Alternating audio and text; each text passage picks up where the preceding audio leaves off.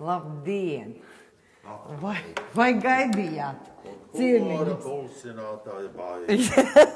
Jā. Un galvenais, kāda tā dinamika bija attīstība. Es pametu skatienu, viss tāds staigāšana. No aptiekas iznāk aptieknieces, mūsu ielā Baibu Cipenieces filmē. Mani kaimiņi pavērās pa logu, kaimiņiem ienāk. Ērika, vai jūs neziniet, kas notiek? Baibu Cipenieces filmē mūsu ielā.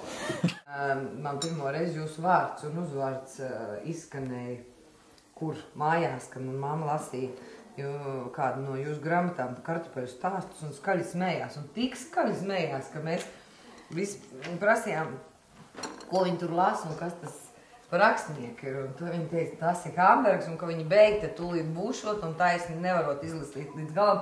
Un viņa slaucīja asaras un es sapratu, ka ne, tas noteikti ir kaut kas baiga labs. Bet man toreiz bija varbūt kaut kādi 10 gadi, es nezinu, kurā gadā tie kartupeļu stāsti iznāca. Vai es to esmu aizmirst? Tas jau var pūku atpakaļ. Man droši vien toreiz par tādām lietām smiekli vēl nenāca, jo es viņas nesapratu līdz galam. Es atceros kaut kādus citātus, viņi tur lasīja, un tā likās, jā, ir jocīgi, jā, bet, ka jāsmējās līdz grīdē, to es vēl tā nesapratu. Bet tagad es saprotu. Es tagad, Baiba, nezinu, ko lai saka pēc šīs komplimentu tirādes. Tad turpiniet tādā pašā garā. Mēs jūs atceramies!